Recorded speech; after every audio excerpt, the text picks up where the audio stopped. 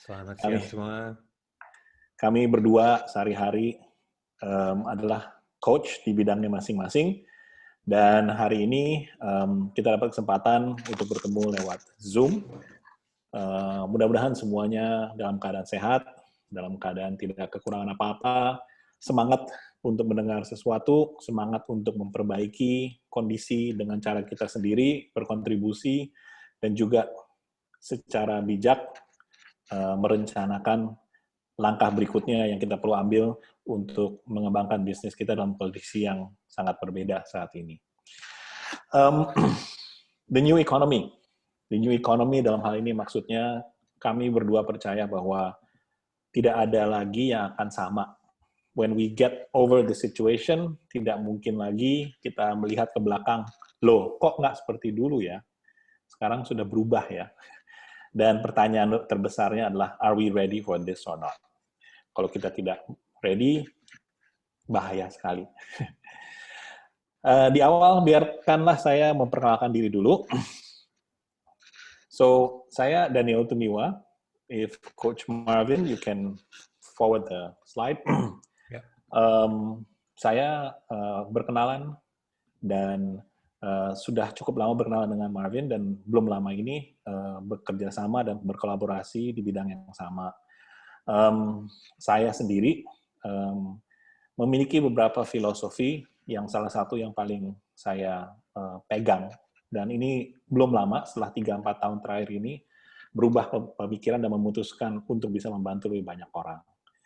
Prinsip saya saat ini adalah to excite and inspire business leaders and teams to see beyond, keep disrupting themselves, and play the infinite game so that everyone becomes better, safer, more enabled, and more powerful.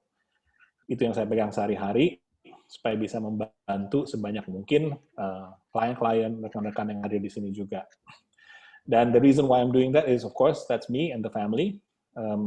Anaknya ada 4, istrinya 1. Very happy bunch and busy bunch. Dan boleh next slide.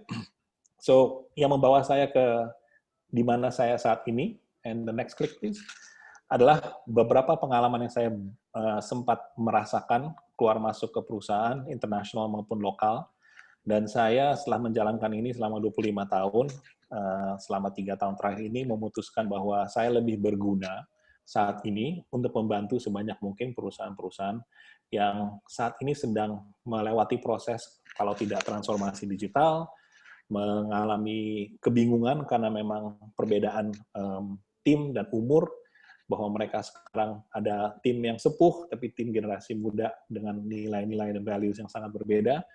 Sementara teknologi terus mendisrupt, banyak yang merasa saat ini terancam. Saya mendapat kesempatan untuk terus bergerak dengan perpindahannya teknologi, yang membawa saya pindah dari mulai e-commerce, mulai juga di musik, pembuatan konten, sampai berorganisasi dan membantu pemerintah. Jadi ini yang sebetulnya yang saya rasa kalau saya kembali lagi ke perusahaan tertentu, akan sangat kecil skop yang saya bisa berkontribusi. Dan saat ini saya memilih untuk menjadi coach. Fokusnya saya adalah di employee engagement dan corporate culture, dan saya sering jadi pembicara membantu perusahaan di digital transformation sejak 2018 terakhir. Kita sekarang memberikan kesempatan Coach Marvin memperkenalkan diri. Silakan. Thank you, Daniel. Selamat siang semuanya. Nama saya Marvin Suarso. So I've been doing this for a long time. Ya, saya sekarang udah menjelang 11 tahun menjadi business dan executive coach. Dan apa yang saya lakukan dan kenapa saya melakukannya adalah untuk memberi kejelasan bagi para CEOs dan executive teams untuk bisa memimpin dan manage bisnisnya dengan lebih baik lagi hingga mereka dapat menghadirkan dampak yang positif di dunia ini. And why do I do that? Why do I want more positive change in the world? Is really for my family. Ya, jadi benar-benar untuk keluarga saya ingin menghadirkan senyuman yang lebih banyak di sekitar keluarga saya. Dan seperti Anda lihat di sini juga saya mendukung Sustainable Global Goals dari UN, ya, terutama 2 hal yang erat di hati saya adalah mengenai quality education dan juga mengenai economic growth. So melalui kegiatan saya di dunia pendidikan itu menyalurkan bantuan-bantuan di quality education. Kita mendukung beberapa yayasan untuk mengelola sekolah dan membina para guru juga. Lalu kalau di dunia bisnis sendiri, saya sudah terlibat dengan Action Coach sejak 2009. Awalnya sebetulnya saya klien dari seorang business coach dari Action Coach. Beliau membantu saya mendapatkan kejelasan tentang apa yang saya ingin lakukan sebetulnya, dan itu benar-benar menjadi tujuan hidup saya sekarang juga untuk membantu orang lain mendapat kejelasan itu. Dan saya juga terlibat dengan Engage and Grow sebetulnya sejak 2016. Engage and Grow ini kita fokusnya ke perkembangan leadership dan juga untuk mempererat kinerja tim, hubungan tim, sehingga kinerja mereka akan lebih baik. Dan saya menjadi distributor atau master licensee untuk para coaches baru, dan melalui inilah saya lebih erat lagi hubungan kerjanya dengan Coach Daniel. Lalu sejak 2019 saya menjadi partner di perusahaan yang namanya Adding Zeros dari Amerika, dan Adding Zeros ini fokusnya lebih ke scale up. So we work with medium to large companies on how a leadership team should behave. Jadi fokus kita lebih ke sekelompok pemimpin di sebuah perusahaan, bagaimana kita bisa menyelaraskan mereka dan menghadirkan kebiasaan-kebiasaan best practice di tim mereka untuk mencapai hasil yang lebih besar lagi. So back to you, Daniel. Thank you for the introduction. Kelihatan ya, kalau yang udah 10 tahun coaching sama yang 3 tahun coaching, beda ya. Tujuannya sama. Tadi rasanya we believe kita bisa membantu lebih banyak untuk sukses. Dan termasuk itulah kenapa kita awalnya berdiskusi bahwa banyak rekan-rekan, teman-teman kami yang sedang mengalami kesulitan. Dalam 3 minggu, 4 minggu terakhir sini saja sudah perubahan total, dan kita lihat pasarnya sudah berubah, dan kita beride bagaimana caranya kita bisa membantu, dan salah satunya adalah dengan kita berkumpul hari ini untuk kami bisa men-sharing sedikit tentang apa yang kami saat ini juga praktekkan dan juga bantu perusahaan-perusahaan yang ada. So, we will try to build a plan for recovery and return. Dalam arti, setelah ini banyak yang masih harus dikerjakan oleh semua yang hadir di sini. Tapi paling tidak harapan kami di hari ini dapat kejelasan sedikit tentang apa yang harus dilakukan. Ada 3 hal yang kita akan cover dalam hari ini, topik-topik hari ini. Yang pertama, kita akan mengcover leadership and management. Yang kedua, kita akan mengcover disiplin yang dibutuhkan saat ini, karena sudah berubah total. Lalu, opportunity dari kondisi ini sebetulnya ada banyak. Dan kalau kita melihatnya ke belakang, kita akan selalu resisten terhadap perubahan. Tapi kalau kita lihat peluang yang ada saat ini, walaupun di awalnya terasa berat, tapi banyak sekali kesempatan baru dengan kondisi ini. Nah, kita akan mulai dengan bagian pertama dari topik ini, yang sebetulnya adalah sesuatu kata-kata yang sudah dekat dengan kita sehari-hari. Lewat sesi hari ini, kelihatannya akan membawa kita ke sebuah area yang sebetulnya fundamental sekali. Dan ini yang sering kali kita lupa. Temanya kita akan jalankan bersama selama kita lewati proses topik-topik ini, dan di akhir kita akan bisa menyimpulkan bersama langkah berikutnya yang perlu diambil itu apa. Oke, so saya akan mendampingi Coach Marvin dan juga memberikan beberapa masukan dan pengalaman pada saat topik-topik yang relevan. Saya kembalikan untuk mulai dengan leadership dan management ke Coach Marvin. Thank you, Daniel.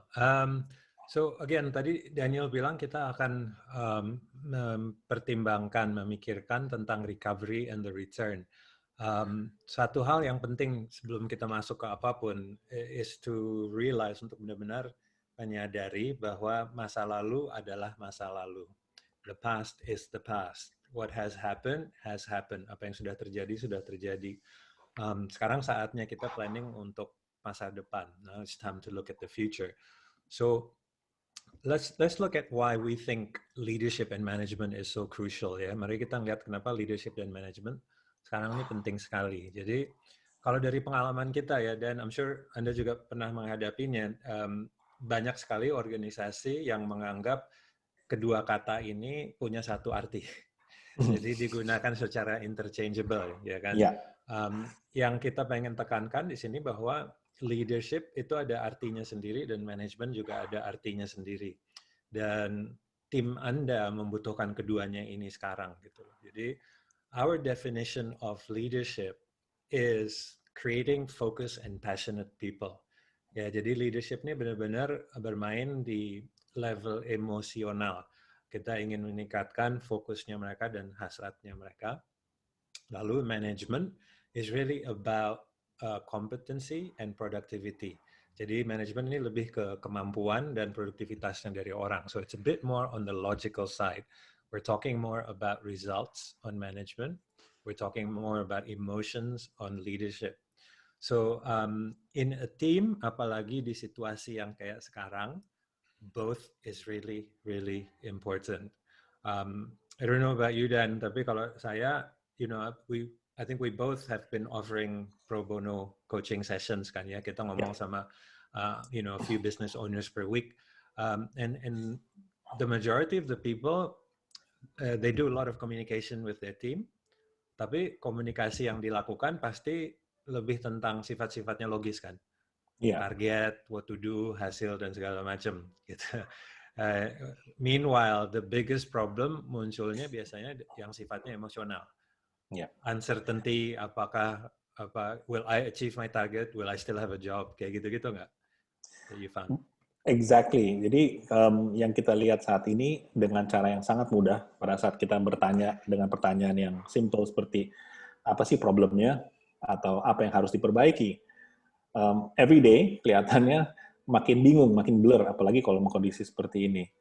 Hal-hal yang berhubungan tadi emosional itu tepat sekali. Yang ditakuti membuat orang-orang panik.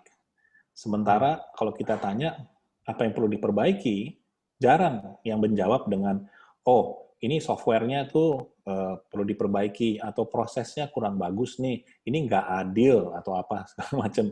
Yang kebanyakan berhubungan dengan hal-hal yang logis. Kalau ditanya, bagaimana kita bisa kerja lebih efektif? Kata-kata yang muncul adalah yang berhubungan dengan leadership dan emosi tadi. Seperti kata-kata empati, saya perlu didengar lebih banyak, saya perlu confidence, saya perlu yang berhubungan dengan hati bahwa didengar, komunikasi kita kurang bagus, dan lain sebagainya.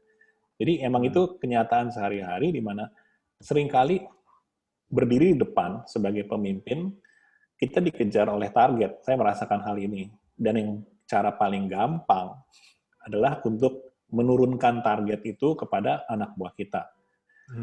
Itulah saya dulu pernah menjadi manajer yang sangat bagus. Dan itulah saya cara menjadi manajer yang sangat bagus.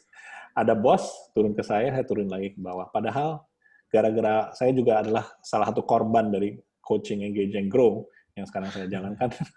Dan waktu itu saya justru minta bantu Coach Marvin untuk coach waktu saya jadi CEO di OLX. Di situ saya terbuka sekali bahwa cara berkomunikasi, cara berdiri depan itu sudah berubah, dan yang kita harus lakukan adalah justru mendengar dan memberi kesempatan, dan paling penting memberi izin untuk staff tim kita untuk mengeluarkan dan berkomunikasi dengan hati. Itu sih yang saya lihat seringkali perbedaan antara leadership sama manajemen saya alami, Coach Marvin. Great. So tadi ada pertanyaan cara Q&A bagaimana. So we are aiming untuk sharing sampai sekitar jam 1.45 ya. And then abis itu kita akan buka untuk questions and answers juga. Kalau ada pertanyaan yang pengen urgent disampaikan, silakan masukin di chat. Semoga kita bisa ngelihat nanti dari situ. But just to go a little bit deeper, this is yang sering kita bantu clients kita kan ya, dan di Engage and Grow, adalah untuk menyadarkan mereka bahwa kita melihat sebuah organisasi, we look at an organization, itu sebagai sebuah organisme hidup, ya kan? Dan ada dua organ yang penting di organisme itu, which is the heart sama the brain. Jadi hati dan otaknya gitu. Nah kalau kita ngelihatnya the brain, otak itu lebih ke sifat-sifat logis atau itu perannya manajemen. And then kalau the heart, yang emosional itu perannya leadership. So let's go deeper into leadership. So jadi, as we said, tugasnya leadership is about menghadirkan positive emotion. Yeah, it's about creating positive emotion in your team, in your company. Whereas management is about bringing logic and results. So again, that's the brain side of things. So jadi kalau kita ngelihat sekarang leadership, there's a few tips yang mungkin bisa kita share ke Anda semua sekarang. The first thing is about communication. So seperti yang tadi saya bilang tentang komunikasi, a lot of people now tell me bahwa we're communicating more than ever. Kita Zoom meeting, habis Zoom meeting lagi gitu. Terus kayaknya nggak pernah meeting sebanyak ini. But the question that I always ask adalah, what are you talking about? And larinya pasti ke brain terus gitu, larinya ke logika-logika terus. The communication style that we're talking about here adalah proaktif. Kita ingin proactive communication, kita ingin clear communication. In a time of change, di dalam perubahan, over communication is much better. Kita pengen lebih komunikasinya. What do we need to be proactive about? Apa yang kita perlu perhatikan untuk proaktif adalah kebutuhan tim kita gitu. So this is the time where empathy really comes into play. Jadi kita benar-benar perlu mendengarkan keinginan, kebutuhan tim kita sehingga kita bisa memberikan komunikasi yang tepat. Kita juga perlu mengetahui preferensi komunikasinya mereka. So understanding psychometric profile-nya tim Anda akan sangat membantu. Kata-kata yang seperti apa yang akan membuat mereka respon lebih baik terhadap kata-kata yang kita ucapkan. Listening. Kadang-kadang sesi curhat itu penting sekali where we show empathy, which is really listening tentang mereka, bukan listening for us, listening for them. So it's really about understanding where they are, what they need, and then you can communicate accordingly sesudah itu. So those are my tips on communication. Hal yang kedua yang penting untuk diperhatikan adalah kita harus bisa ngajarin tim kita untuk berpikir. So this is where the leadership, great leaders ask great questions. Jadi pemimpin-pemimpin yang hebat ini bisa menanyakan pertanyaan-pertanyaan yang hebat. Pertanyaan-pertanyaan seperti apa? Yang kita butuhkan adalah pertanyaan yang bisa membantu tim kita menemukan pilihan-pilihan atau alternatif-alternatif baru. Pertanyaan yang bantu mereka untuk melihat situasi dari beberapa perspektif. Apabila mereka dapat masalah, lari ke kita, terus kita bisa memberi solusi, mereka akan pasti balik ke kita terus. And then Anda jadi orang yang paling sibuk di kantor. If you can ask good questions, kalau Anda bisa menanyakan pertanyaan yang baik, mereka akan lama-lama belajar untuk berpikir sendiri, and in a way, that's how you create more leaders. Itu caranya Anda bisa menciptakan pemimpin yang lebih banyak lagi. Kunci yang ketiga untuk leadership yang peran Anda sekarang ini adalah membantu tim untuk bisa adjusting with speed.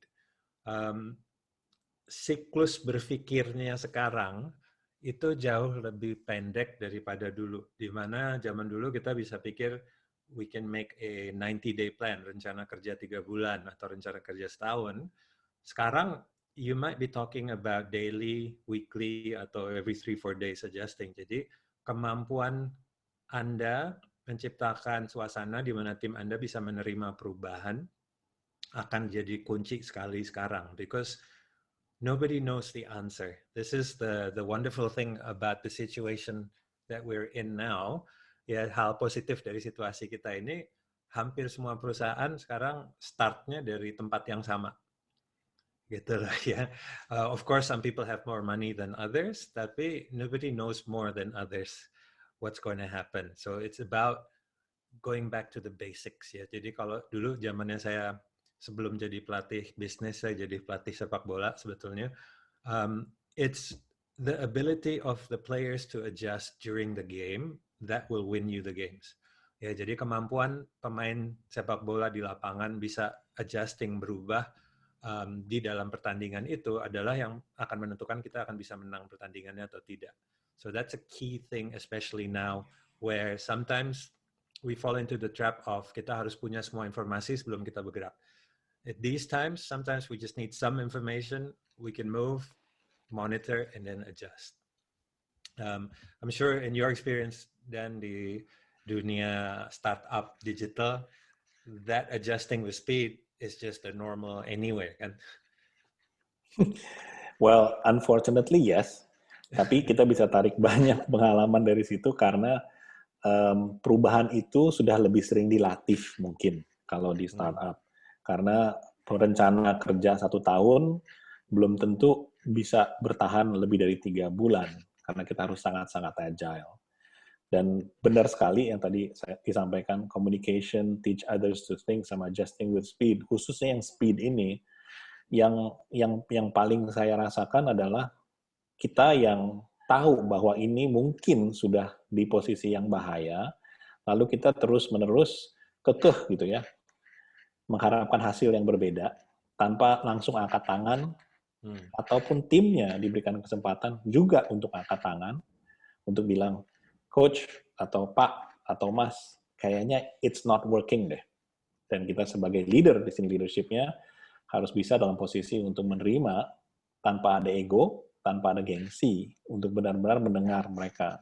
Saya sih lihat itu yang paling penting saat ini. Karena denial itu yang paling berat. Great. So the next thing tentang leadership that we need to pay attention to adalah mindset-nya gitu. So it's about the attitude. And there's 2 things dari sini. Yang pertama is about the attitude of the big picture. Untuk mengetahui apapun yang kita lakukan sekarang pasti ada dampaknya di masa depan juga.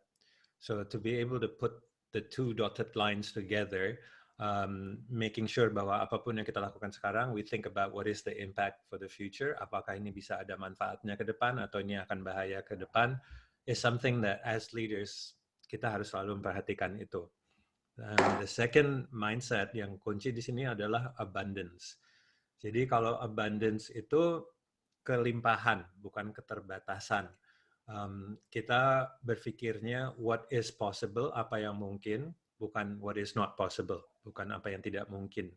Yeah. So di sini pertanyaan kuncinya yang harus dimiliki oleh semua leaders yang harus ditularin ke anak buahnya adalah how can we? Ya, bagaimana sih kita bisa melakukan ini? Seandainya bisa, apa yang perlu kita lakukan? So that will allow you to open your mind untuk membuka wawasan Anda to explore options. Ya, karena sekarang ini it's about exploring options because there is no certainty. Gitu. So that's the key mindset that I'm getting from that. Kalau boleh nambahin? Silakan Dan. Yeah, Look at the question here. Yeah. Go ahead. So di leadership ini adalah kemampuan kita untuk switch dari diri kita sendiri menjadi dirinya tim kita atau orang di depan kita saat itu sedang bicara dan berkomunikasi dengan kita. Apa yang mereka rasakan supaya kita bisa berpihak dan menyampaikan solusi. Dan 4 poin ini sebetulnya yang meng-guide kita sebagai leader di saat yang sangat sulit saat ini. Dan tantangan terbesar saat ini kalau memang organisasinya kecil atau kita seorang businessman sendiri adalah bagaimana kita lead diri kita sendiri. Ya, supaya kita tidak terperangkap dengan pemikiran-pemikiran yang tentang kemarin. Kemarin sudah berubah. So, yeah. So here's a quick question from Hannah about how can we engage and comfort the team. There's a whole bunch of stuff that we can get to, tapi I'm sure in the interest of time we're going to limit that. But the number one thing that we need to always remember is nobody cares how much you know until you show how much you care. Nggak ada yang peduli seberapa banyak yang Anda ketahui sampai Anda bisa nunjukin seberapa banyak Anda peduli. So that's the number one thing. So show people that you care. Do things that will show them that you care. Apakah itu ngajak mereka ngobrol and just listening to them, showing interest in their life. Apakah itu ngirimin makanan, apakah itu ngirimin handwritten note. But it's just anything that touches the heart yang nunjukin bahwa kalian peduli gitu. So we normally take our clients through a series of exercises where we build their habits on these things, so that it becomes second nature for the leaders to show that how to keep the team engaged. You might get some more idea on the management side on what are the stuff we could do. Mungkin untuk nambah juga ya, those of you yang dapat pertanyaan, yang ada pertanyaan yang mungkin merasa kurang terjawab, nanti saya sama Daniel juga akan share link di mana Anda bisa set appointment sama kita and we can talk more about your situation with you gitu, one-on-one lah gitu. Yeah. All right, so we go on now to the management side of things. So management ini, as we said, is about results, is about logic and results. It's about productivity and competency. So hal pertama yang paling kita butuhkan adalah alignment. Ini keselarasan ya, maksudnya memastikan semua orang nih menuju arah yang sama, memastikan semua orang tahu why we're doing what we're doing, kenapa sih kita mau menuju ke situ, dan memastikan semua orang jelas prioritas kita nih sekarang sebetulnya apa.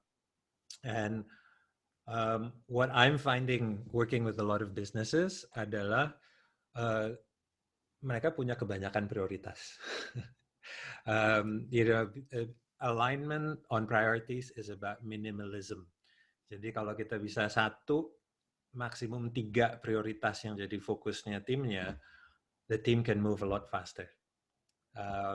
One of my business partners dia bilang, kalau kebanyakan fokusnya itu bukan fokus, itu namanya fokai. Gitu ya. So it's really understanding what is the most important thing for the business. Apakah hal yang paling penting untuk bisnis kita, dan memastikan semua orang bergerak ke arah situ. And that brings us to the second point, which is the focus. Fokusnya tuh what are we focusing on? Jadi bagaimana caranya kita bisa memastikan kita fokus ke nomor 1, hal-hal yang bisa kita kendalikan. So if you're focusing on the things that you cannot control, you're going to bring stress in the company. Ya, kalau Anda fokusnya ke ini kok Pak Anies belum bikin kebijakan yang beda sih, kok ini Presiden belum bikin bantuan ini, itu bisnis Anda pasti akan stres. Gitu, because you're living in the uncertainty. Tapi you want to focus on the things you can control. Kita pengen fokus ke hal yang bisa Anda kendalikan, such as bagaimana Anda menggunakan waktu Anda. Ya, what is the one thing that you can get done today to move you closer to your priority? Satu hal apa yang akan Anda lakukan hari ini atau Anda hadirkan hari ini yang akan membawa kita lebih dekat ke prioritas. And that's something that we want to get from every individual in the business. Itu sesuatu yang kita ingin dapatkan dari semua orang di bisnis kita. Kalau bisa setiap hari semua orang bilang, satu hal yang akan saya lakukan adalah ini. Satu tantangan yang saya hadapi adalah ini. You know your team is heading the right way. Ya, Anda akan tahu kalau tim Anda itu bergerak ke arah yang tepat with that level of focus. So, how do we do this? Well, it has to be a series of meetings. So, we recommend ada weekly management meeting and then ada daily huddle.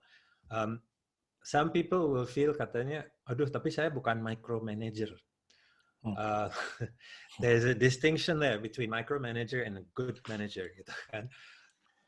The things that we shared with you, hal yang kita share itu adalah best practice dari seorang manager yang bagus. Micromanagement is when you give too much direction, too much support to someone who already knows how to do something or already motivated. Tapi kalau checking in, making sure communication-nya jalan, making sure priority-nya tepat, itu adalah tugasnya seorang manajer yang bagus.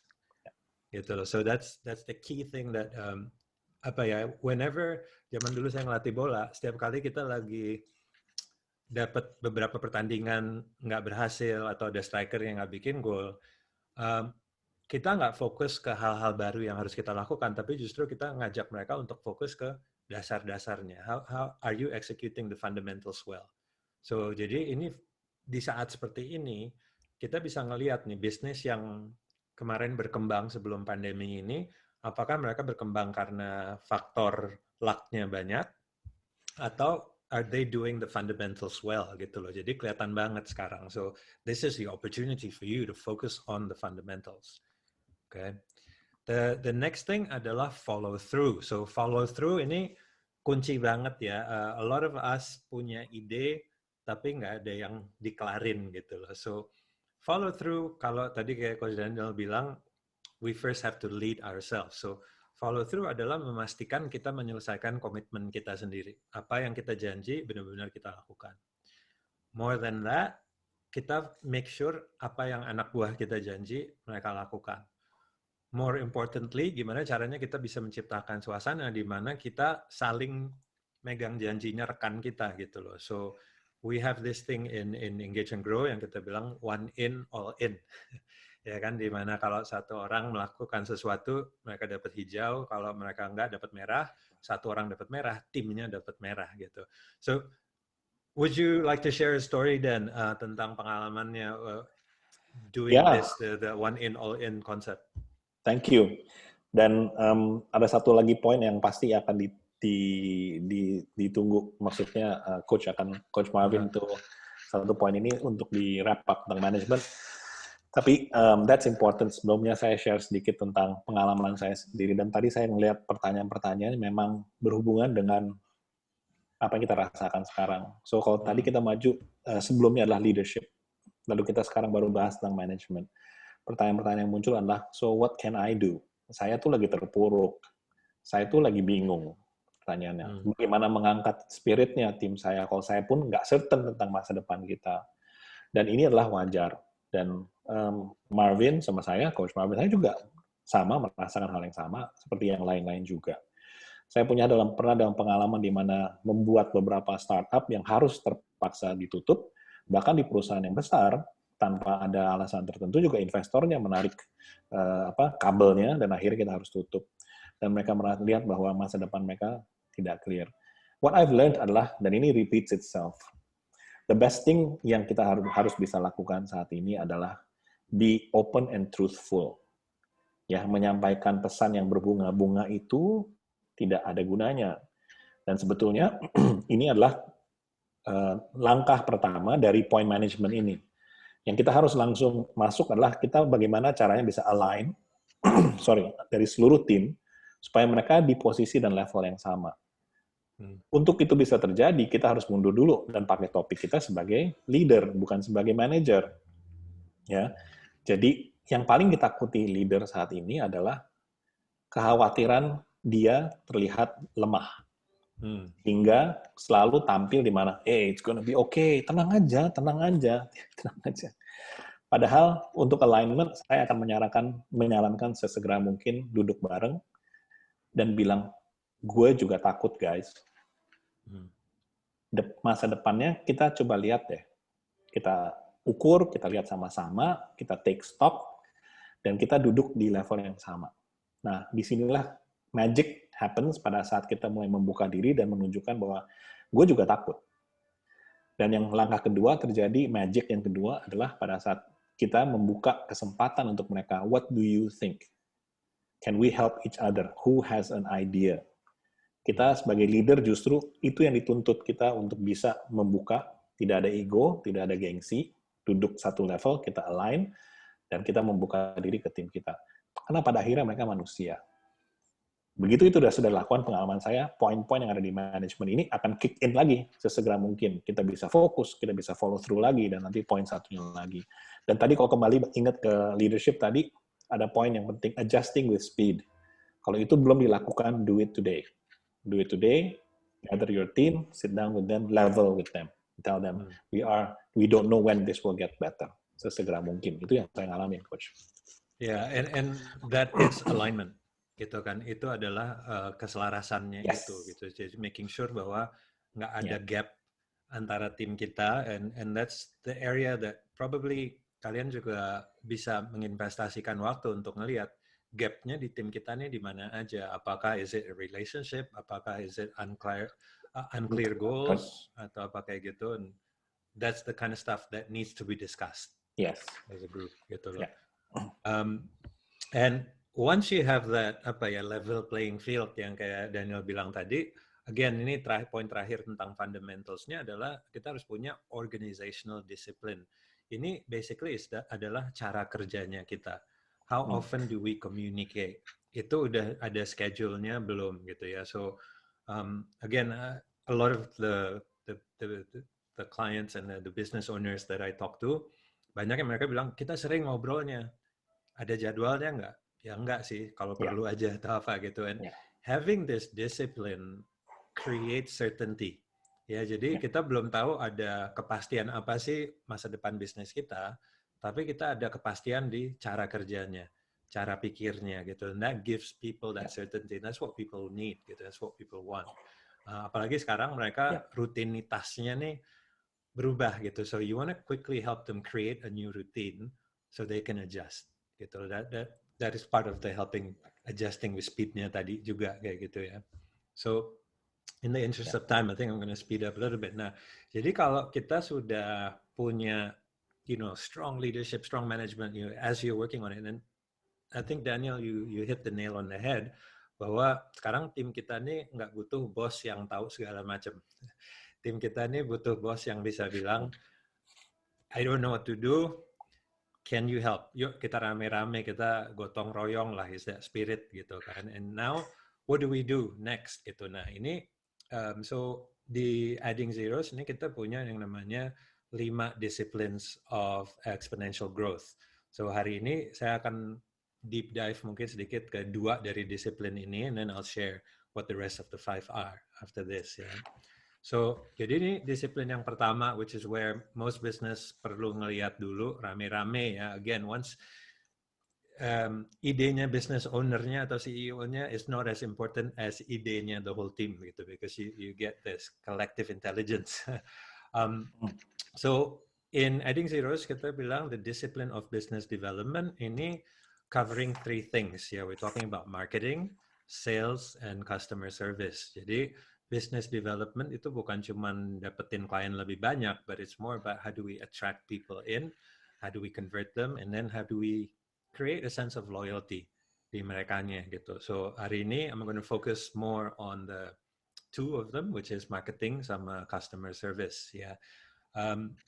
So when we talk about great marketing, ya marketing yang hebat, itu akan memikirkan 3 hal ini gitu loh. Jadi we need to understand who is our core customer, target market kita tuh siapa. Nah, dengan adanya perubahan ini, apakah ada perubahan di core customer kita?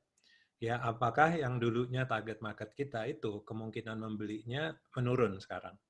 Do we need to find other people, segmen lain, yang kemungkinan membeli produk atau jasa kita itu justru meningkat sekarang?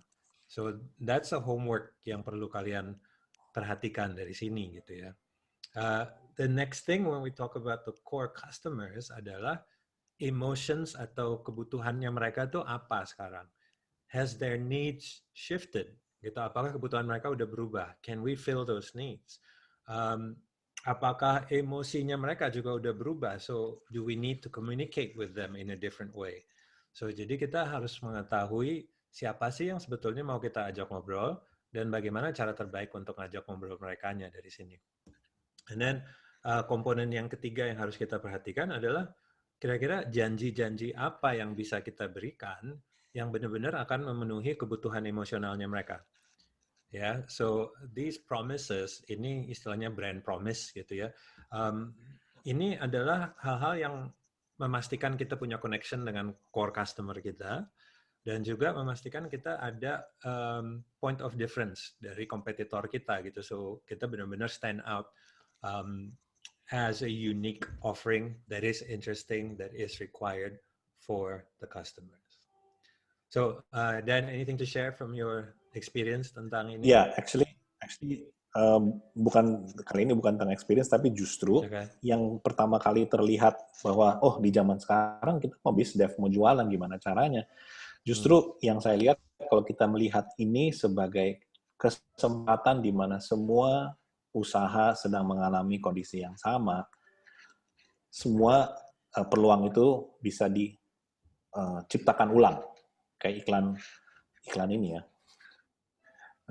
Tempat belanja online, ciptakan peluangmu.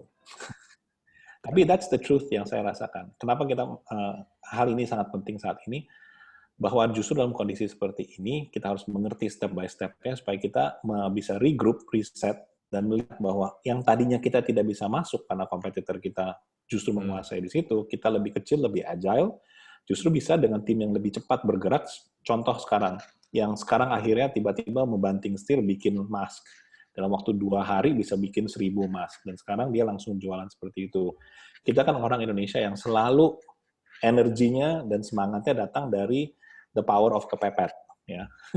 So when we are pushed to actually do that, kita punya structure di mana kita mengerti business development-nya, caranya seperti gimana sehingga kita bisa lihat peluangnya, jadi nggak sporadis. Jadi justru lebih penting lagi saat ini. Dan bukan berarti dalam kondisi sekarang kita malah lemes dan melihat ini kan pada saat keadaan normal kita begini. No, actually ini adalah justru yang kita harus kuasai lebih baik dan lebih terstruktur eksekusinya.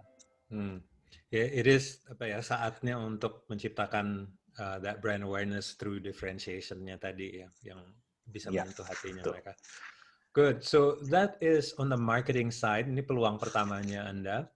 Peluang yang kedua sebetulnya lebih di customer loyalty standards-nya ini gitu loh. So I don't know about you, tapi kalau saya disuruh kasih rata-rata skor kepuasan tentang customer service perusahaan-perusahaan, I would probably say average at best, ya kan? Itu sebelumnya pandemi, gitu. Rata-rata lah skornya, nggak mungkin above average. Dan dengan adanya kayak gini, I don't think customer service has increased, ya kan?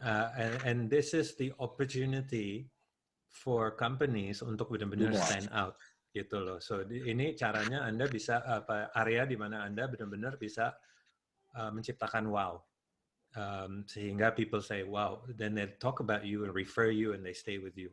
Kalau mereka stay dengan Anda melalui periode ini, it will be your own fault kalau mereka nggak stay sama Anda sesudah ini, gitu loh. Because you get a customer now, you can get a customer for life. So the key thing di sini nih kita menggunakan kata standar bukan kata SOP atau proses gitu ya, karena menurut kita standar itu sesuatu yang manusia tuh bisa lebih menjunjung tinggi gitu. People can say, I can live by these set of standards. It's hard for people to say, I can live by these processes gitu loh. Jadi standar tuh apa yang penting, bukan cuma peraturan gitu loh. So an example for this one would be one of my group of companies yang I help with, itu mereka menciptakan standar untuk customer service-nya. Mereka perusahaan retail. And mereka bikin akronimnya GREAT gitu kan. Awalnya tuh waktu mereka bilang ini semua common sense. We know common sense is not very common gitu. Jadi what if we encapsulate that common sense, jadikan ini sebuah standar yang harus dijunjung tinggi and create processes around that. So jadi mereka bilang akronimnya GREAT. So G-nya itu is to basically greet people. Jadi dia bilang greet people like lifelong friends. Jadi kita harus dari awal tuh benar-benar say hello dengan akrab banget. And then the R is to relate. So jadi kita build a connection with everyone that walks in. Kita harus bisa building sebuah connection. And then engage. So jadi A-nya engage. So we need to understand their needs and wants. Ya, lalu habis itu ada A, which is acts on their needs and desires. So, jadi berdasarkan apa yang kita dapatkan dari engagement kita dengan customer, we need to be able to move and act. Lalu T, for the great, the T is thank them, so they feel like we care about them. Right? So, jadi dari standar itu, mereka bisa menciptakan script, mereka bisa menciptakan training, mereka bisa menciptakan lain-lainnya untuk memastikan standar itu benar-benar hidup. So this is a great opportunity right now for a lot of companies to focus on that. Karena, those of you yang mungkin udah ada bisnis sekarang, you can make an impact straight away. Bagi Anda yang, nunggu rebound, you can rebound very fast kalau ininya udah kuat dari sekarang. Gitu ya. Jadi ini opportunity-nya to take advantage of the situation. That's, from the business development side, again, waktu kita terbatas, so kita sharing yang situ dulu. If you want more details tentang ini, nanti bisa bikin appointment sama kita or join us in our upcoming workshop, di mana kita akan deep dive tentang semua ini selama 3 hari nantinya. So business development di Adding Zeros itu tujuan nomor 1 adalah to create predictability. So we want predictability for our business growth. Yeah, and we do that through business development. So I'm going to quickly jump to the next discipline, which is strategy. So ini disiplin yang berikutnya yang harus dikuasai sebuah bisnis. Nah, strategi ini adalah kemampuan sebuah perusahaan dapat mengartikulasikan pertanyaan yang berikut. Ya, pertanyaannya adalah bagaimana kita akan menang. Yeah, so strategy is just the ability to articulate the answer to the question, how can we win? How will we win? Ya, so kita akan bisa mendapatkan jawaban dari pertanyaan itu kalau kita bisa mikirin 4 hal ini.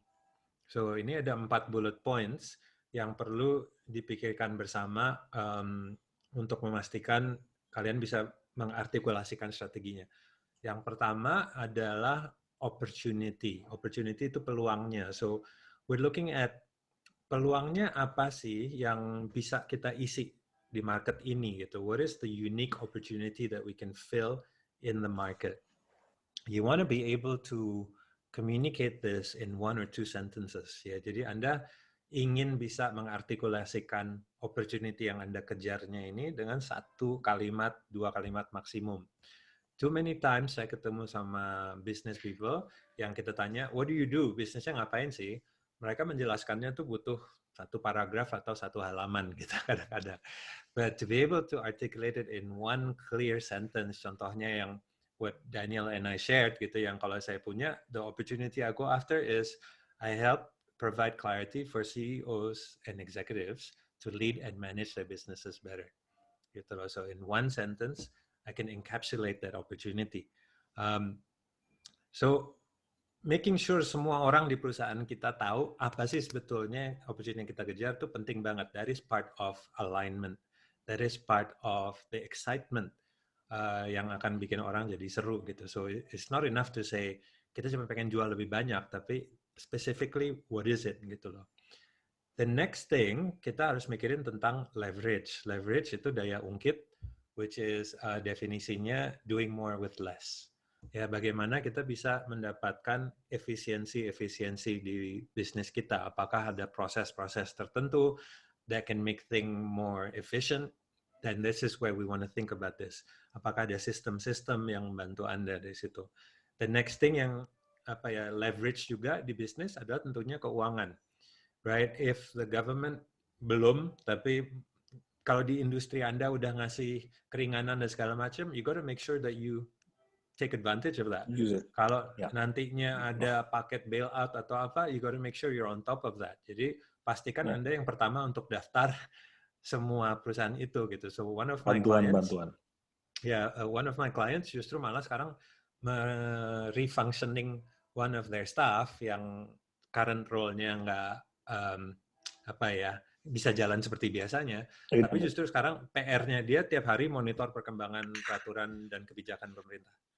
So dia ngelihat semua koran, detik, check all the websites dari kementerian-kementerian. If anything happens, langsung dikirimin ke departemen yang bersangkutan. Gitu, to take advantage of all this free money and help and everything that we get. Gitu. So it is really important to always consider what are the points of leverage di bisnis kita. The next thing would be looking at scalability. Scalability adalah bagaimana kita bisa mereplikasikan apa yang sudah kita miliki. So, gimana kita nantinya bisa menggunakan apa yang kita bangun sekarang ini di lokasi geografi yang berbeda. Apakah di daerah yang berbeda, kota yang berbeda, negara yang berbeda. So, obviously going digital, sekarang hampir semua dari kita dipaksa untuk digital, allows us to play in a much bigger market. That's the blessing that we have. Jadi hampir semua bisnis sekarang dipaksa untuk mikir tentang scalability by going digital. So that's the opportunity that you guys can play around with as well. And then yang terakhir adalah marketability. Nah, definisinya marketability ini cukup mudah, which is seberapa mudahnya kita dapat melakukan 2 hal. Hal yang pertama adalah untuk bisa istilahnya get in front of our core customers, gimana seberapa mudahnya kita bisa bicara dengan target market ideal kita. And then yang kedua adalah seberapa mudahnya kita bisa dapat membuat mereka mengerti apa sih yang kita lakukan dan kenapa mereka penting, kenapa mereka perlu apa yang kita berikan, tawarkan. Ya, so that's what marketability is gitu. So you need to think about, okay, what PR kita apa nih? PR kita get clarity on the core customers, habis itu cara komunikasi yang terbaiknya sekarang gimana, karena media consumption habit mereka sekarang udah berubah, tipe-tipe media mereka itu udah berubah, so how do we get in front of them? Message seperti apa yang akan bikin menarik untuk mereka? That all helps you make your service atau product more marketable. Nah, kalau kita udah mikirin 4 hal ini, tantangan yang berikutnya adalah untuk bisa mengemukakan strategi ini dengan satu kalimat, gitu, sehingga semua orang di tim kita tuh tahu, ini loh strategi kita, ini caranya kita akan menang. And this is something that sifatnya rahasia perusahaan, rahasia dapur. This is not a marketing slogan. Ini bukan apa, tapi this is ngasih tahu tim kita, this is how we win. Okay, and just a quick example, ini perusahaan di Amerika ya, dia ada perusahaan namanya Southwest Airlines, mereka budget airlines, dan ini one sentence strategy mereka. I know it's supposed to be secret, cuman ya mereka kan udah gede perusahaannya, jadi udah bisa ngajarin yang lain gitu kan. Mereka ini udah selama 30-40 tahun yang terakhir, strateginya nggak berubah, which is wheels up. Jadi strategi mereka cuma bilang, gimana caranya kita bisa bikin pesawat kita terbang. Kalau pesawatnya nggak terbang, kita nggak menghasilkan uang. Nah, dengan kejelasan ini, bahwa kita harus bisa bikin pesawat kita terbang, semua departemen itu akan align terhadap satu goal. Jadi marketing mikirin, what do we need to do supaya pesawatnya kalau terbang nggak kosong. Sales mikirin gimana caranya orang belinya cepat dan gampang. Customer service, proses check-in, proses boarding, dan de-planning, itu gimana caranya secepat mungkin. Maintenance, gimana caranya bisa segampang dan secepat mungkin. To the point di mana mereka menggunakan semua model pesawat yang sama, sehingga maintenance crew-nya cuma harus bisa jago beresin satu pesawat gitu, dan pilotnya juga bisa menerbangin satu pesawat aja. Finance, gimana caranya duitnya cukup untuk segala macam. So every department udah bukan punya KPI sendiri, tapi mereka ngejar ke tujuan utamanya perusahaan ini. So that's the use of having clarity on being able to describe how we will win as a company. Yeah, so that's why it is going to be really important, terutama di situasi kayak gini, because this is what gets people excited. This is what gets people clarity each day. Ya kan, jadi the question bukan cuman hari ini ngapain kamu, tapi what did you do today to help us get wheels up? Gitu. So it becomes like I've achieved something, bukan I've done something. Jadi kita pengen ngubahin to do menjadi to achieve. Gitu, and they feel like they're part of something dari sini. Okay, so that is strategy, dan tujuannya dari strategi adalah sustainability. So obviously kita pengen sustain pandemi ini, tapi sustainability sebetulnya adalah gimana perusahaan kita ini bisa outlast diri kita gitu. Jadi kalau kita udah meninggal, perusahaan ini masih tetap jauh berkembang ke depannya gitu loh. So that's what strategy is talking about. That's what strategy should be about, and itulah hal-hal yang harus kita pikirkan when we are coming up with our strategy, right?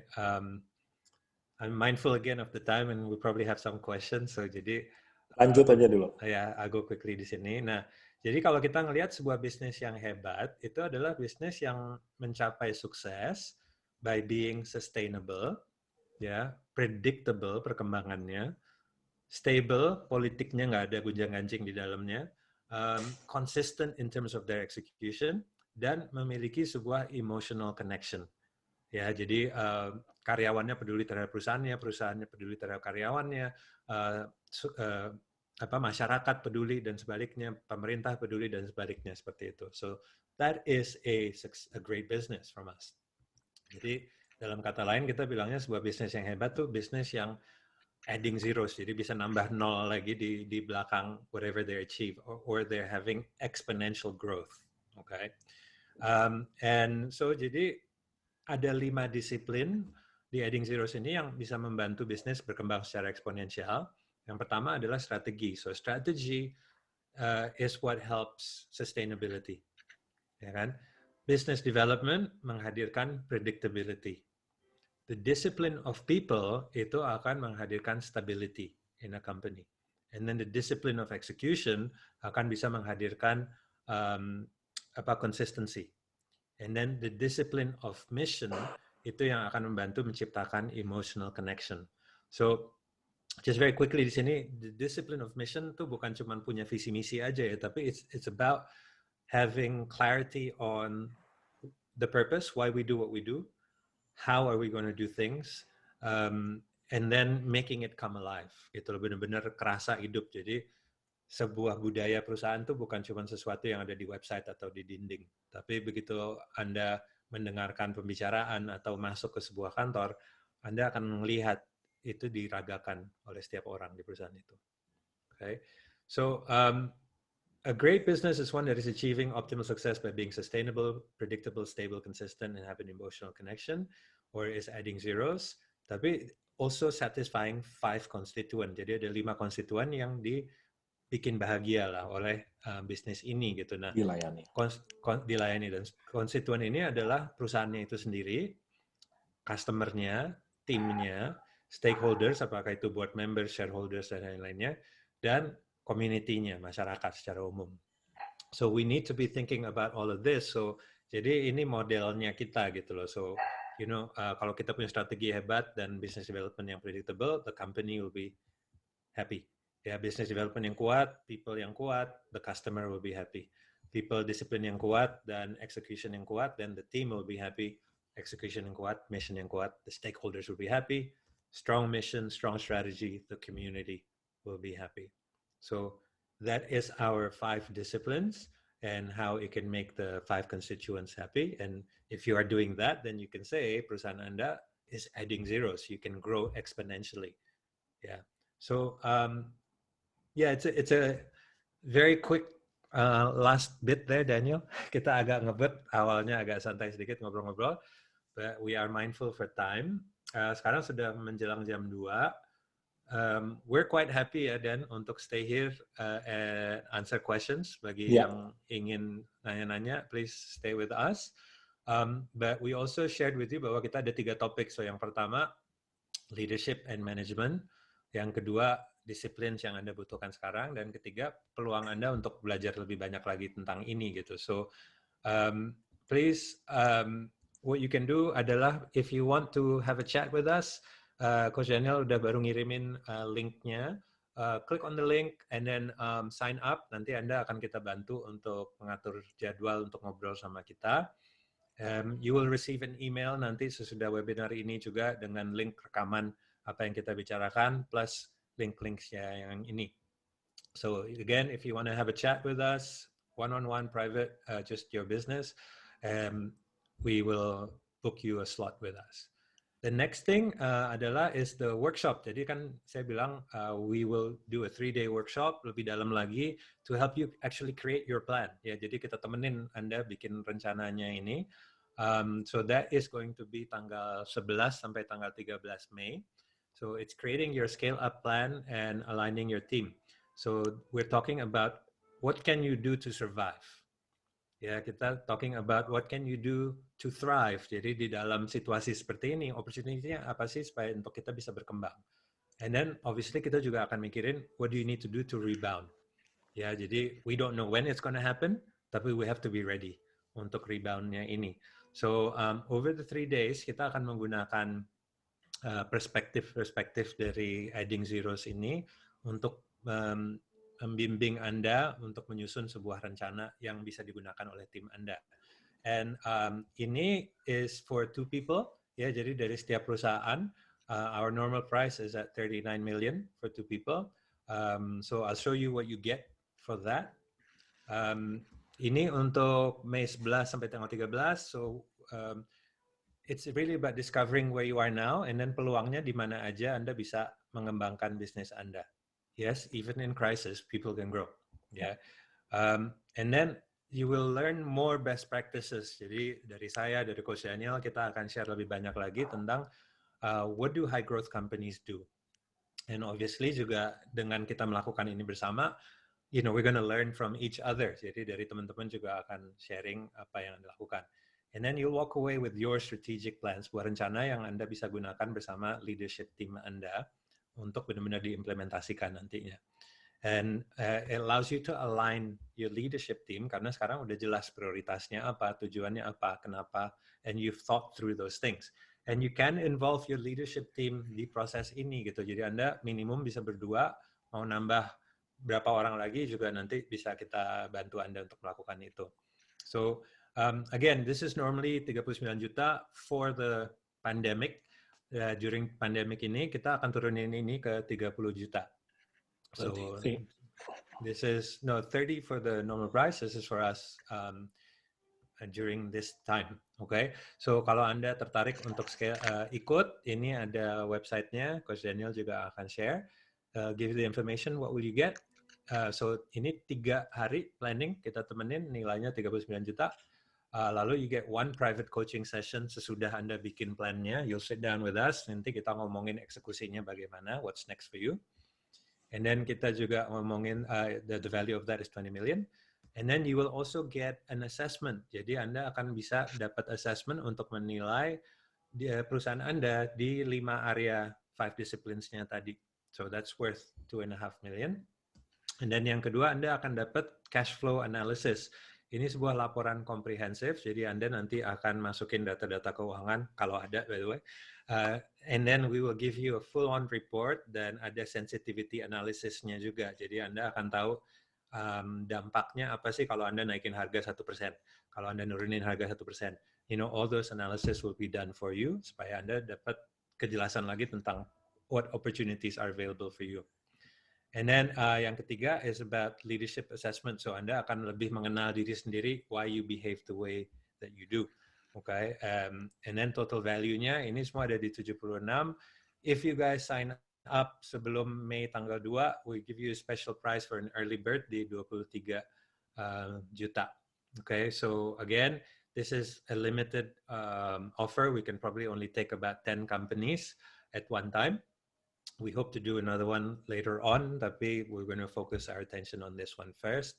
So linknya ada di layar, and Coach Daniel juga harusnya udah share di chat box, and you will also receive an email tentang ini. Okay, so this is the final question: is are you adding zeros or are you adding zero right now? Ya, apakah Anda benar-benar mikirin exponential growth atau Anda cuman ada di holding pattern in your business at the moment? All right, so I think at this time kita bisa buka ke question and answer. Ya. Ini ada pertanyaan dari Lelita Sari, 23 juta itu untuk 2 orang, Lelita. So you can bring your leader dari situ. So let's go through the questions, I guess. Oke. Sekarang saya juga share tadi linknya untuk yang tertarik. Nah, tadi saya sangat tertarik juga dengan pertanyaan yang fair juga bahwa ada beberapa pertanyaan ya. Tadi tentang kasih contoh tentang adding zeros bisa atau enggak.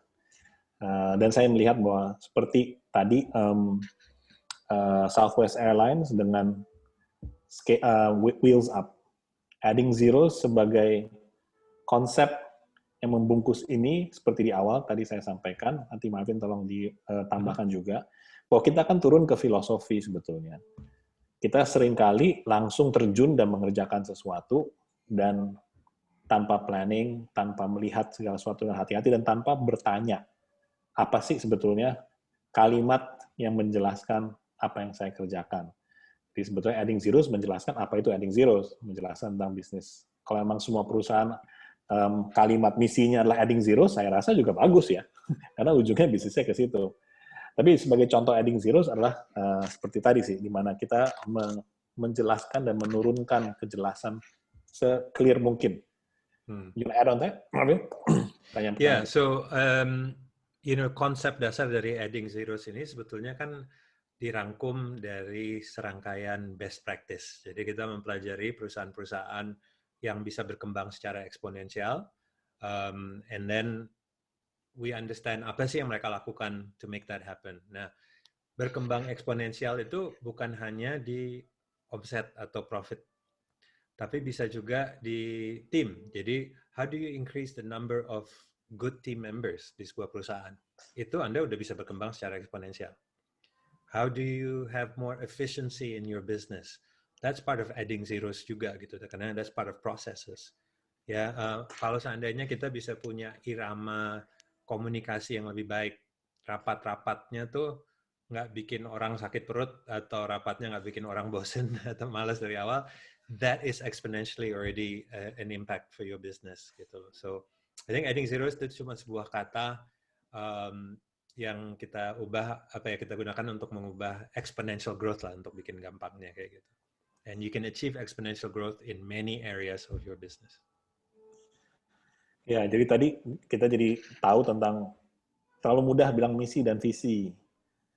Padahal kalau ditanya, nempel di pintu masuk pakai spanduk roll up banner dengan misi dan visi. Tapi kalau kita kupas lagi, itu harus lahir, harus hadir sehari-hari. So it's about living the values, tentang behavior, sikap dan perilaku sehari-hari. Persis seperti Coach Marvin sampaikan tadi, apapun yang kita lakukan akan menambah nol.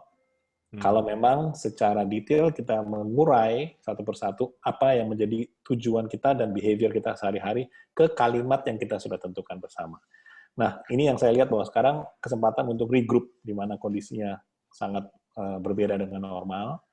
Kalau kita menghabiskan waktu dengan berpikir filosofis, apa sih saya, apa sih bisnis saya, apakah yang saya hasilkan, efeknya terhadap masyarakat apa, dan apa yang akan dihargai oleh masyarakat. Apa yang masyarakat akan hargai tentang yang saya tawarkan. Akhirnya itu menyimpulkan dan itu jadi clear. Itu obat yang pertama untuk clarity dari tim kita yang saat ini mungkin merasa agak terpuruk mungkin atau bingung. Inilah leadership kita untuk membawa mereka ke arah situ dan kita mulai terbuka bahwa ya kita harus riset ya. Kita harus melihat kembali tanpa harus defensif, tanpa harus gengsi. Ini bukan waktunya untuk itu. Oke, ada pertanyaan baru lagi. Yeah, so let's go for this previous question. Mungkin ada yang menarik juga deh, dan mengenai bagaimana sih kita bisa menjalin komunikasi yang baik dengan subordinate yang lebih senior. Karena secara komunikasi ada gap dari sisi usia gitu. So let's in your experience, what have you encountered dari sisi? Well, paling ngeselin sih memang kalau gitu ya. Dan sekarang di kondisi sekarang lebih parah lagi karena the younger generation millennials ini memang terlahir sudah punya mindset yang memang saya punya persepsi sendiri dan saya punya cara sendiri yang lebih efisien dan lain sebagainya. Jadi kalau saya juga di posisi di mana menghadapi yang lebih senior, saya berusaha awalnya sangat emosional dan saya komplain sering ke mereka. Tapi begitu saya bisa mengambil celah di mana saya bisa lebih vulnerable, saya lebih berbicara tentang apa yang dirasakan dan apa akibatnya apabila ini dilanjutkan, termasuk pikiran, stres, dan lain sebagainya, saya lebih sering mendapatkan atasan saya yang lebih senior itu bisa lebih membuka hatinya. Karena yang saya bicarakan bukan ngotot tentang sebuah angka, sebuah software, sebuah platform, sebuah meeting, sebuah deliverable, tapi lebih ke sisi hatinya itu. Susahnya kita tidak bisa mengajarkan mereka, tapi kita hanya bisa mencontohkan hal-hal yang memang berarti untuk kita yang memang lebih mudah maksudnya. Itu yang saya alami. Yeah, from my perspective, kita itu so I'm approaching 50, still a few years away, but approaching. Tapi in my early career in the 20s and the 30s, I was pretty much always the youngest gitu. Jadi saya dikelilingi oleh orang-orang yang lebih tua dari situ. And the biggest lesson, I guess, and in hindsight mengetahui apa yang sudah saya ketahui sekarang, is about our ability to connect as people. Gitu loh. Jadi tanpa melabel orang lebih tua, orang lebih muda, tapi fokusnya ke sesama manusia gitu. Because fundamentally manusia membutuhkan connection. If we can build that trust and connection with the other person, akan lebih mudah to influence. Ya, it's a lot easier to open communication kalau trust-nya itu bisa terbangun. So I would definitely go towards that trust building side. Yeah. So what's the next good question yang menarik?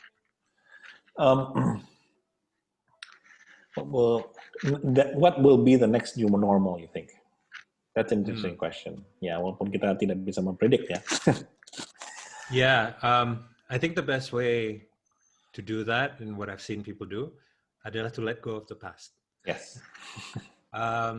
And just ambil aja pelajarannya dari masa lalu, and anggap aja bahwa sekarang kita nih bisnisnya startup lagi. So we're in a startup mode, cuman ada karyawan, ada customer, ada database, ada dana, dan segala macam. And, you go to work creating this new business, take the time to understand what is the opportunity. Seperti yang kayak tadi gitu kan, go through, what is the actual opportunity that I can fill? Yeah, given the core competencies that I have, the strength and resources that I have. So that's where I would start on that one then. Yeah, and we always use pemikiran tentang pada saat kita dihadapi dengan challenge seperti ini, kalau langsung di dalam hati kita dan terucap di kalimat yang muncul di mulut kita adalah I know this, I know. Nah, itu yang saya lihat bahwa menghadapi the new normnya kita harus berubah. Kita harus mundur, unlearn, kembali ke nol, dan melihat bahwa segala sesuatu jadi interesting. Oke, menarik ya ini. Ini kok jadinya begini. Cara orang belanja berbeda, cara orang melihat sesuatu berbeda, cara orang menganggarkan apa yang dia mau keluarkan sebagai anggaran rumah tangga juga berbeda. Sehingga kalau attitude kita adalah interesting, itu menarik sekali, kita akhirnya tidak terganggu oleh what should be the new norm. Kalau saya lebih melihatnya, we create our new norm, we create our future. Ya, tidak melihat ke belakang, dan kita sekarang punya kesempatan. Dan saya dari angle digital atau internet, saya selalu mengatakan bahwa contoh bahwa begitu banyak orang-orang yang berhasil berjualan online adalah sebuah contoh di mana sebuah perusahaan misalnya sebesar FMCG, Kalbe atau Unilever, sementara banyak jagoan-jagoan yang berhasil juga memanfaatkan teknologi untuk bisa mencapai penjualan yang sangat besar. Ya, dua hal yang berbeda, tapi peluang itu ada. So the new norm is what you define. What will it be for you? Kalau saya ngeliatnya seperti itu. Okay. Gitu loh. It's interesting question here tentang the communities I'm helping are 90% micropreneurs with pre-COVID-19 revenue of 1 million or less. Do we have specifically any ideas for them? Your thoughts before I share mine? Sure. So I would approach it from, again, from a more leadership point of view. Ya, ini sulit sekali. Jadi saya tidak bisa mengatakan bahwa ini adalah the formula untuk bisa membantu mereka. Tapi ada satu hal di mana mindset yang kita bisa pakai adalah bahwa kita sama-sama nggak tahu. Tapi dengan kondisi di mana kita bisa melihat bahwa mereka adalah opportunity dan mereka adalah the assets. Mereka adalah pihak-pihak yang mau maju. Mereka yang mau tidak tidur, yang bekerja ekstra untuk melakukan sesuatu. So, pada saat hari ini mungkin mereka berjualan sebuah barang atau jasa, itu yang berubah sebetulnya. Spirit mereka untuk maju dan bekerja tidak pernah berubah. So, that's where we come in untuk mengusulkan sesuatu yang terjadi pada saat kita berdiskusi dan mencari inspirasi dari mana-mana. Bisa nggak kita melakukan ini? Bisa nggak kita melakukan itu? Dan disitulah mereka akan adjust, dan karena mereka punya semangat, saya harus melakukan sesuatu. So I would position myself untuk di sini mengambil tanggung jawab untuk berpikir kreatif, untuk melihat peluang dan mendiskusikan ini dengan mereka. Kita tidak bisa mengerjakan itu sendiri juga, karena kita dalam posisi sulit juga. Tapi kalau bersama-sama, mereka akan bilang, kayaknya bisa deh saya bikin itu. Yang lainnya jadi belajar, yang lainnya jadi berani juga. So I see it that way. It's our leadership that's being tested. Dan creativity itu bisa datang dari mana saja. Lihat anak kita lagi belajar, tiba-tiba jadi ide. Lihat supir ojek mengantarkan sesuatu, tiba-tiba jadi ide. Sama seperti kita sekarang wajib bikin mask. Saya kemarin ada pengalaman, begitu orang banyak yang mengantarkan barang pesanan di rumah, ada cara yang lebih bagus dan lebih efektif supaya mereka tidak harus terlalu dekat, atau mereka jelas kemana. Akhirnya kita bikin meja-mejaan dengan tanda yang sangat clear, dengan signage, dan ternyata menariknya reaksi dari media sosial dari istri saya bilang, bisa nggak gue pesen, tolong bikinin dong print out kayak gitu-gitunya supaya orang-orang yang datang depan rumah itu clear. It's just it's not business valid sebagai bisnis, tapi untuk memikirkan sebuah solusi dari sebuah problem dan melibatkan mungkin UKM mikro ini akan sangat membuka peluang baru, saya kata gitu. Yeah, for me hal pertama sih pasti kita fokus ke mindset ya. This is a really good time to be thinking about this karena we find ada dua tipe orang atau orang berpikirnya ada dua cara gitu. Yang pertama itu dia memandang hidupnya bagaikan sebuah kereta api, di mana dia hanya akan bisa bergerak kalau ada power yang banyak, and then relnya itu dia baru bisa berubah jalur kalau ketemu rel yang baru yang nanti dia pindah ke jalur yang fix lagi dari situ. Dan seandainya ada sesuatu yang bikin dia tergelincir dari relnya itu, nanti dia bisa paralyzed, nggak bisa bergerak dari situ. So it's really important to think the other way, which is sebagai memandang hidup ini sebagai sebuah kapal layar, di mana Anda adalah seorang pelayar gitu. Nah, kalau kapal layar kita bisa ngasih tujuannya ke A, anginnya dorong ke arah yang berbeda, ombaknya tinggi atau segala macam, kita masih tetap bisa mencapai tujuannya itu gitu loh, dengan haluan dan cara-cara yang berbeda.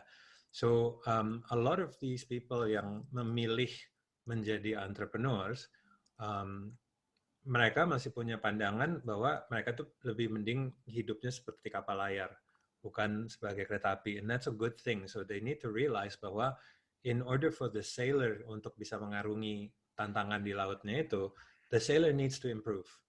Yeah, the sailor needs to be a better sailor. The sailor maybe needs to have better sailboats atau apa kayak gitu. So, but it only starts with your ability. Kalau kemampuan mereka nggak meningkat, apa yang mereka lakukan nanti nggak akan meningkat. Impian mereka nggak lebih besar, apa yang mereka lakukan nggak akan bisa lebih besar. So, I would definitely focus on this formula, which is B times do equals have, right? Saya harus jadi siapa untuk bisa melakukan apa yang perlu saya lakukan, untuk mendapatkan apa yang saya inginkan. So having clarity on apa yang mereka inginkan and having clarity of who they need to be in order to do that is key. Soalnya kalau nggak kita suruh bikin A, bikin B, bikin C, kalau di mindsetnya udah nggak mendukung, it's just going to be hard for everybody. Itu sih. So that's my thought on that question. We don't have any recent questions, and we want to circle up again to give more context dari pertanyaan. Tadi saya di tengah-tengah tadi terinspirasi dari pertanyaan dari Hannah Lim yang tadi mengatakan giving more examples how to comfort the team. It was very, sambil tadi sharing juga cukup emosional karena kembali lagi. Tapi yang membantu saya untuk Hannah ya, how to be more specific. Kalau boleh saya nyambung, dan please add on as well, Coach Marvin. Yeah, will do. Again, just to reiterate, nomor satu, be brutally honest. Karena kita seringkali bilang kita nggak enak kita ngomong gitu, apa kabarnya mereka ya, are they ready to receive the news atau enggak. Di situ sebetulnya kita justru dengan tidak memberikan honesty atau kejujuran, jadi justru malah kita disrespect mereka. You will be surprised bahwa setiap orang are actually very resilient. Yang mereka lihat ke kita adalah tunggu kode. Begitu kodenya bilang lari ke kiri, lari ke kanan, mereka akan ikut. Tapi dalam keadaan yang memang kita jujur dengan mereka, mereka merasa sama. Kita turunkan dulu, sama-sama be vulnerable, bercerita bahwa kita memang juga belum tahu dan takut, membuka dan meminta mereka memberi saran. Dan begitu ada saran, kita sebagai leader mengambil dan memuji bahwa itu saran yang bagus banget, cobain yuk sama-sama. Mereka merasa bahwa yang tadinya takut menjadi excited, karena mereka bisa menjadi bagian dari solusi. Satu hal lagi yang saya lakukan waktu itu, saya di multiply.com dan terpaksa dalam satu hari harus ditutup. Dan saya ada 130-an pegawai, tapi yang kami lakukan di luar kekhawatiran yang terjadi pada saat itu mereka, tapi untungnya pada saat itu perusahaan juga memikirkan dan mereka dilepas dengan kondisi yang sesuai dengan aturan, bahkan lebih sedikit dari aturan yang ada. Tapi yang kita lakukan sebagai leaders, saya mengatakan ke teman-teman yang langsung reporting ke saya, ada 7-8 orang. I said, guys, tidak ada yang boleh melamar kerja. Oke? Okay? Semua anak buah kalian harus by 1 week punya 2 offer kerja. Ya. Sehingga kita membantu semua pegawai untuk membuat LinkedIn profile mereka. Waktu itu nggak semuanya punya LinkedIn profile. Dan LinkedIn profile ini kita kerjakan semua dalam 1 hari selesai, dan kita sebarkan dalam bentuk Excel ke sebanyak mungkin perusahaan yang ada, bahwa di sini ada orang yang jago A, B, C, D, E, dan kita organize sebuah job fair, di mana lebih dari 100 perusahaan datang at that time untuk mengambil orang-orang yang memang sedang mencari. Nah, kondisi kita berbeda saat ini, bahwa people are not hiring mungkin, tapi gesture yang kita bisa lakukan sebagai leader, dituntut untuk bisa memikirkan 2-3 langkah lebih jauh lagi, tapi inisiatifnya adalah kita lakukan itu dengan hati. Karena kita care, mereka duluan yang kita layani, sampai tuntas, baru kita bisa memikirkan diri kita sendiri. Itu pengalaman saya sendiri. Maybe you have another experience, Coach Marvin? Yeah, no, I think the first thing, that brutal honesty itu penting banget ya, untuk memastikan ada unity. Gitu. Jadi nggak ada apa ya kesannya dewa atau apa, but we're all in this together. Seperti yang Hana sendiri bilang kan, we're all in the same mess gitu kan. So acknowledge that and say that, look, we're all in this together. I don't know what to do. Nobody knows what to do. Let's come up with a way to do it together is key. Having this collective accountability itu akan meningkatkan ownership-nya dari mereka gitu, dengan melibatkan mereka di solusinya ini, hasrat mereka, gairah mereka, keterlibatan mereka itu pasti akan meningkat dari situnya. And really listen to them.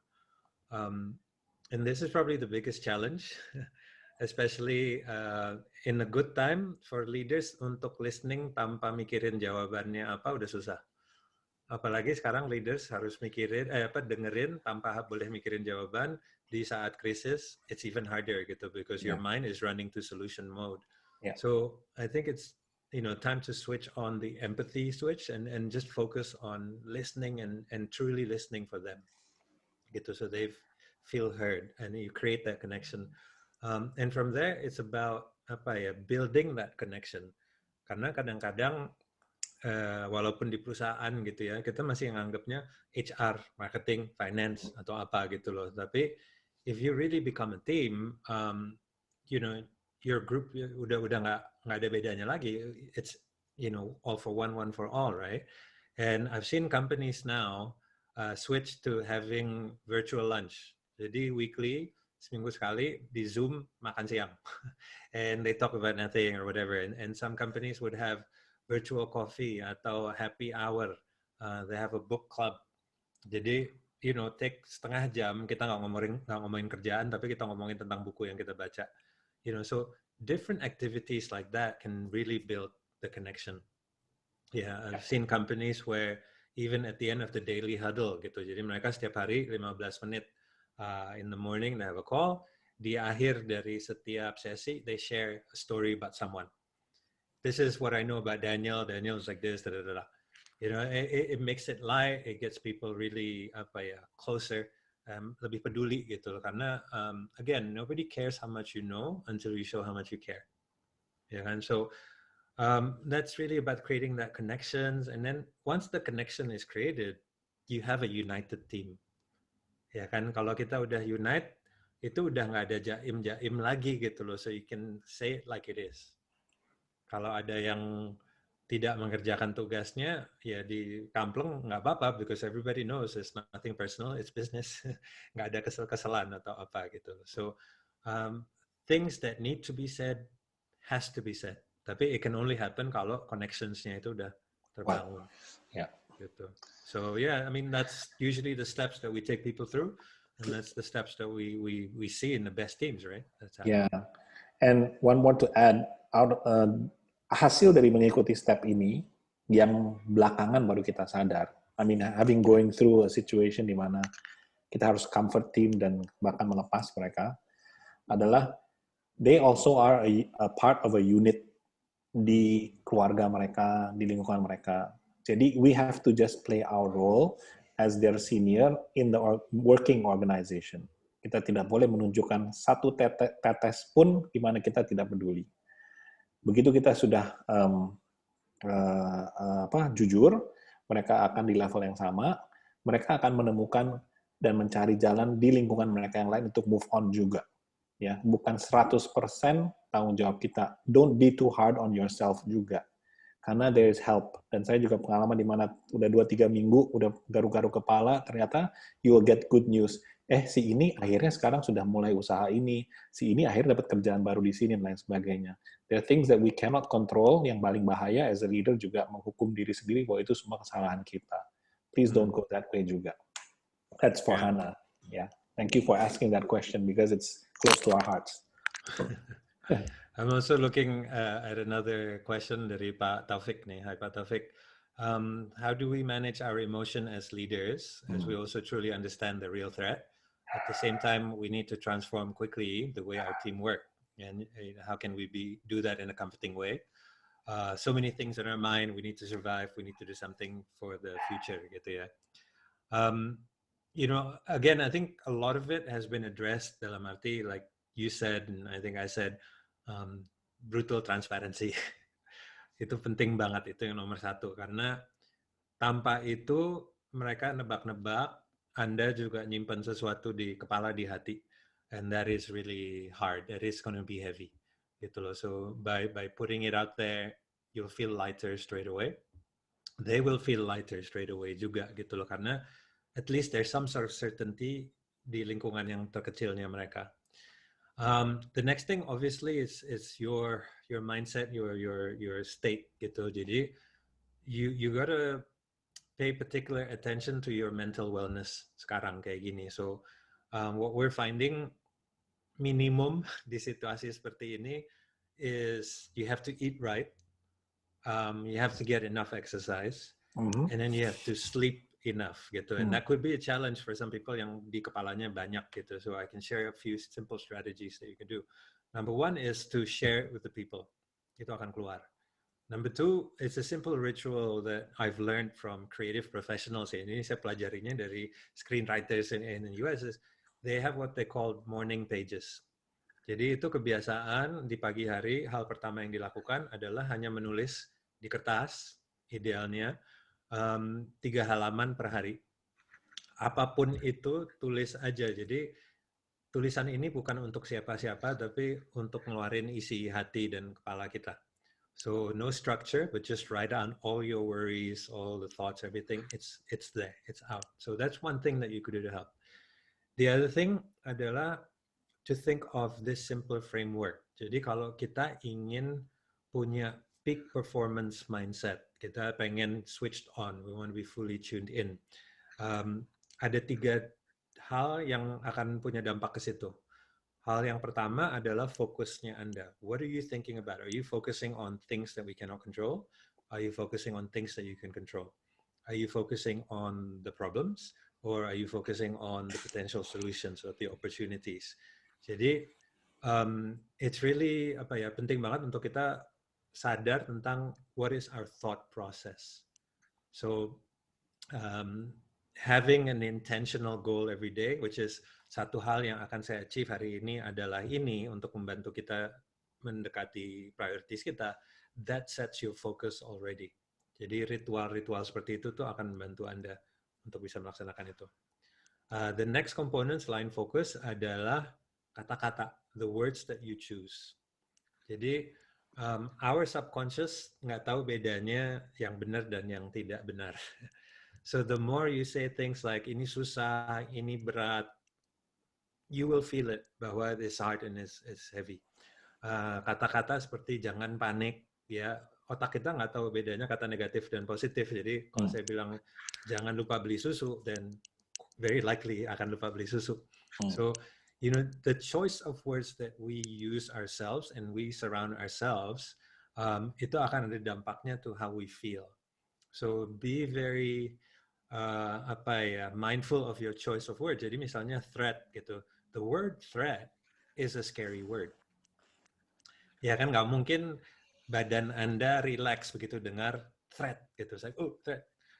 We're designed to protect ourselves gitu. So everything in this world is neutral until I give it meaning, until you give it meaning. Jadi apapun yang terjadi di dunia ini adalah sebuah situasi. Label apa yang kita berikan akan menentukan perasaan kita terhadap situasi itu gitu loh. So you have that choice gitu. We don't have a choice over what happens, tapi we have a choice of what label to give it. Apakah itu is going to be neutral, is it positive or negative? That's your choice. And the third component adalah your physiology, badannya kita gitu. So selain kita makan, istirahat dan tidur yang cukup segala macam, it's about how we sit. You know, saat kita lagi ngomong sama anak buah kita atau apa, are you in a positive position, badannya tinggi kayak gini, or are you slouched on the couch, miring-miring segala macam. Jadi we understand human physiology. Positive atau confident people, badannya pasti lagi besar. They stretch, they fully stretched. Orang yang lagi sakit, orang yang lagi stres, badannya pasti tegang dan mengecil.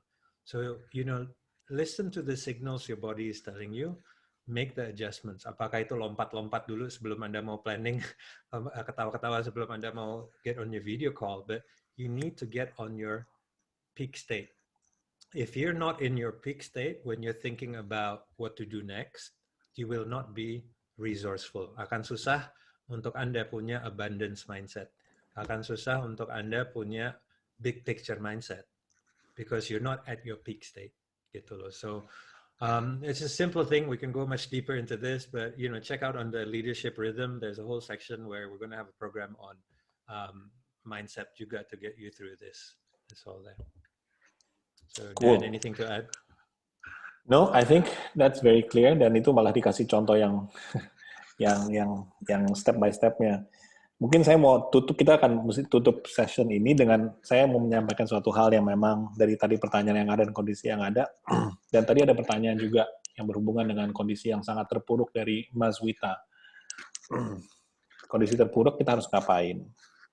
Kalau saya pernah di posisi di mana beberapa kali harus menutup perusahaan. Dan kalau saya lihat sebagai tanda, sebagai contoh saja, saya selalu mengatakan, ini perusahaan airline sekarang adalah yang sangat-sangat terpuruk. Investasi begitu besar, pesawatnya, tadi Southwest, begitu tidak wheels up, itu argonya berjalan. Ya. Dan saya melihat bahwa perusahaan-perusahaan penerbangan yang duluan mengatakan kesungguhan dan jujur adalah sekarang yang lagi sedang merencanakan untuk bangkit kembali. Yang sekarang masih bilang, ya kita masih terbang di sini, masih terbang di sana, ini segala macam. Lihat AirAsia, dia bilang kami siap untuk tutup. Dengan demikian mereka bisa udah langsung menangani pegawai-pegawai yang harus dilepas. Lalu tim bisa bergerak kembali. Ada yang regroup untuk bikin strategi ke depannya dan lain sebagainya. So kejujuran itu bukan cuma hanya diucapkan, tapi kita harus langsung mengambil tindakan. Kalau memang sudah collapse, kita harus mengakui bahwa inilah yang harus kita lakukan. Hikmahnya apa? Kita diberi kesempatan dan peluang untuk reposition dan pivot. Ya, so terdengarnya adalah tidak encouraging, tapi justru kesempatan untuk reset adalah sekarang. Yang saya sampaikan. Oke. Thank you. Ini kita udah berapa? Sekarang udah setengah jam lebih dari jadwal. Masih ada 50 orang yang di sini. So thank you guys. So hopefully semoga kita memberi nilai tambahan untuk Anda semua. Sekali lagi kita akan ada satu sesi lagi nanti di Mei depan, tanggal 6. Tanggal 6 minggu depan. Next week ya, minggu depan bulan Mei tanggal 6. Tapi jam 1 yang minggu depan. Jam 11 Om. Jam 11, sorry. Hari ini jam 11. So, it's the same topic. Kalau Anda pengen ikut lagi silahkan, mau nanya lagi boleh. If you know your friends, tolong kasih tahu mereka untuk ikut ke sini. And then we look forward untuk ngobrol sama Anda in the one-on-one session, or if you join us in the workshop nanti. Thank you guys. Terima kasih. Assalamualaikum warahmatullahi wabarakatuh.